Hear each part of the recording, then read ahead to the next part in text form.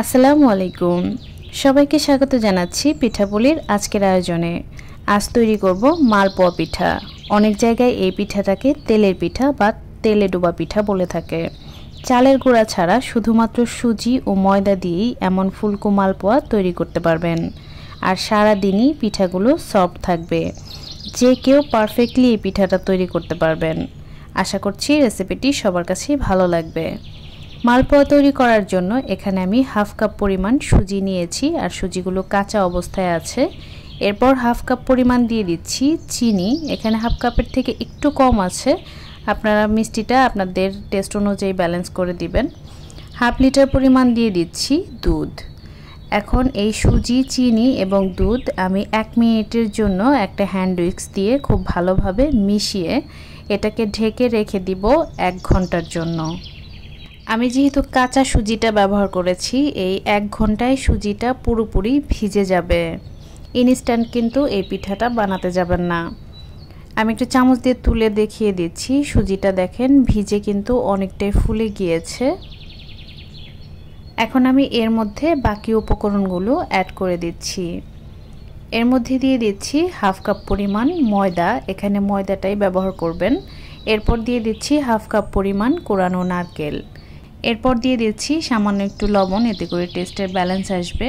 আর এরপর দিয়ে দিচ্ছি জিরা এবং মৌরি, দুটো আমি হাফ চা চামচ করে নিয়েছি।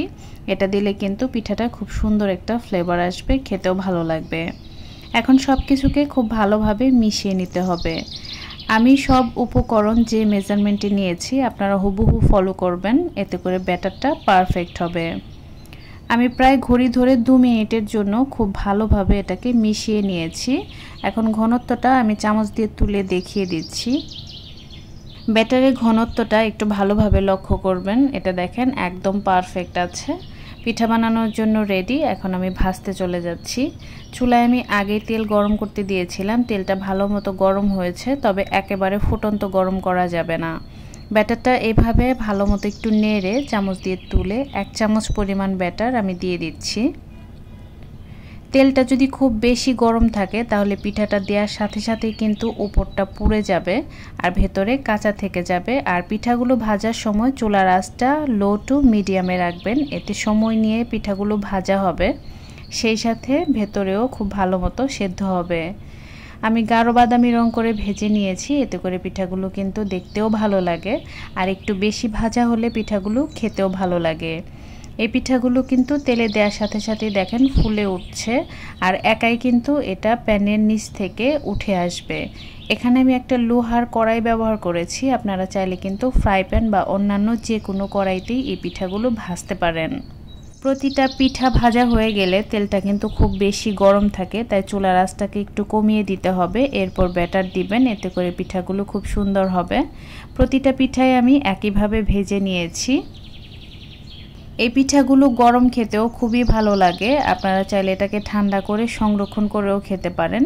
রুমের সাধারণ তাপমাত্রায় পিঠাগুলোকে ঠান্ডা করে একটা এয়ারটাইট বক্সে ভরে 2 দিন সংরক্ষণ করতে পারবেন। এখন আমি একটা পিঠা আপনাদের সাথে ভেঙে শেয়ার করছি। এর ভেতরটা দেখেন কেমন হয়েছে আর কতটা সফট, এটা দেখে নিশ্চয়ই বুঝতে পারছেন। আশা করছি রেসিপিটি সবার কাছেই সহজ এবং ভালো লেগেছে। বাসায় অবশ্যই তৈরি করবেন আর কেমন হয় কমেন্টে জানাতে কিন্তু ভুলবেন না।